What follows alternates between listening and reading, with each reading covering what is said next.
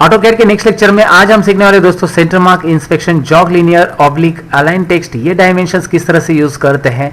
आज के लेक्चर्स में हम सीखने वाले ये है ऑटोकैड का लेक्चर नंबर 24 और मैं हूं सतीश। लर्न मोर चैनल में आप सबका स्वागत है। चलिए सीखने के लिए शुरुआत करते हैं ऑटोकैड का ये लेक्चर।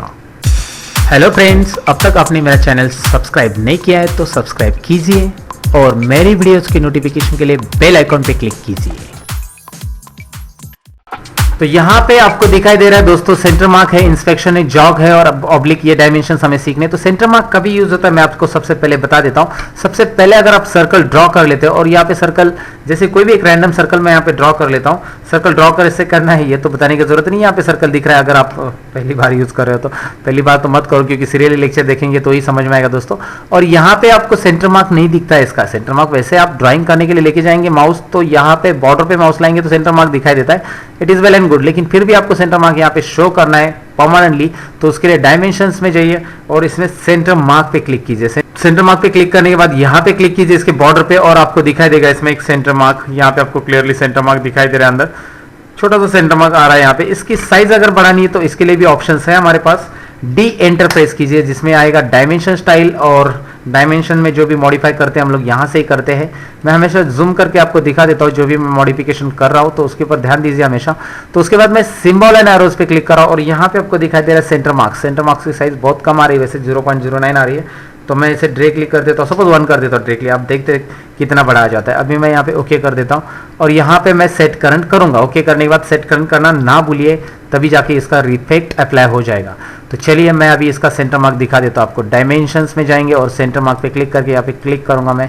सेंटर मार्क काफी बड़ा रहा है, बट मेरा रिकमेंडेशन है कि जब प्रैक्टिकल ड्राइंग में आप कुछ काम कर रहे हो तो ये सेंटर मार्क डिस्प्ले नहीं करना है, क्योंकि आप जब इससे कुछ पॉलीलाइन वगैरह ड्रॉ करने लेते हैं तो सेंटर मार्क आपको क्या करता है कि यहाँ पे आपको दिखाई दे रहा है ये पॉइंट अलग अलग शो करता है सबके। तो आपका यहाँ पे ड्राइंग का ऑब्जेक्ट सेंटर यहाँ पे, लेकिन आपका पॉइंट यहाँ से भी पिक होने के चांसेस है। तो ये सेंटर मार्क मत सिलेक्ट करो या फिर शो भी मत करो। आपका जो बाय डिफॉल्ट आता है, जैसे आप यहाँ पे पॉलीलाइन लेते हो और माउस लेके आते हैं तो ऑटोमेटिक आता है, वही काफी है। सेंटर मार्क अगर कभी डिस्प्ले करना है तो आप डिस्प्ले कर सकते हैं, लेकिन इसे यहाँ पे शो मत करो। डिस्प्ले करते समय इसे शो करो, वर्किंग के टाइम पे इसे शो करने की जरूरत नहीं है।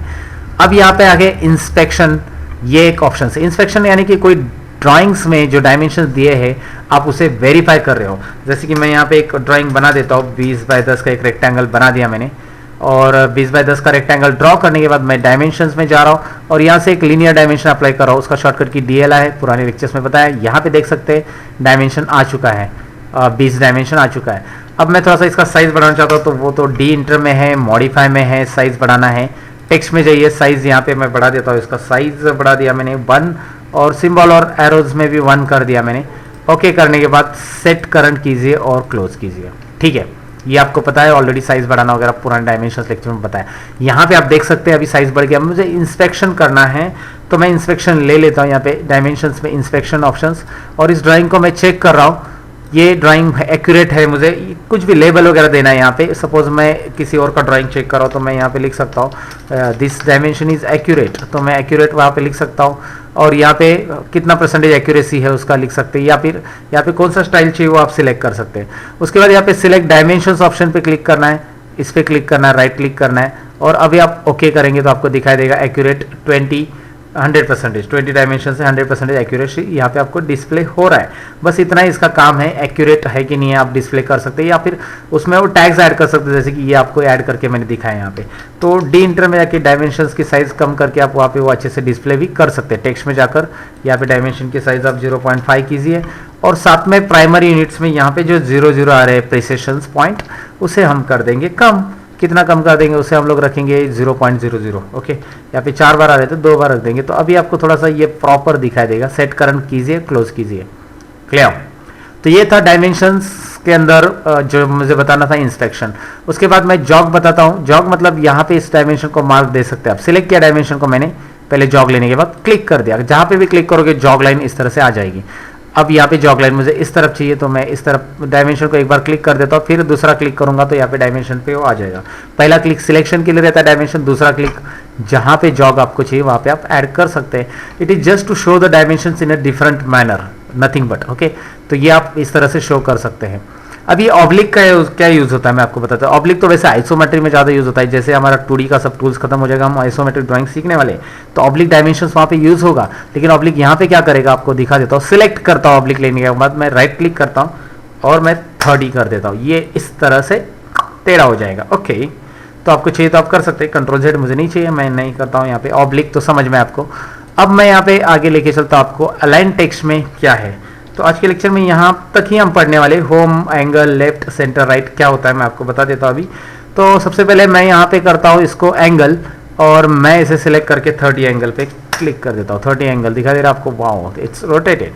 तो आपको जैसा रोटेशन आपको चाहिए वैसे आप कर सकते हैं यहाँ पे रोटेशन, सिंपल सी बात है। इसको रोटेट करना कैसे है, अगर इसको वापस वैसे ला के रखना है तो आपको जाना कहाँ पे वापस, जी हाँ वहाँ पे ही जाना है। एक ऑप्शन है आपके पास, वैसे अंडू कर सकते हैं आप, लेकिन यहाँ पे अलाइन टेक्स्ट में होम ऑप्शन किसके लिए दिया है भाई, वही आपको मैं यहाँ पे दिखा रहा हूँ, होम ऑप्शंस। Okay clear.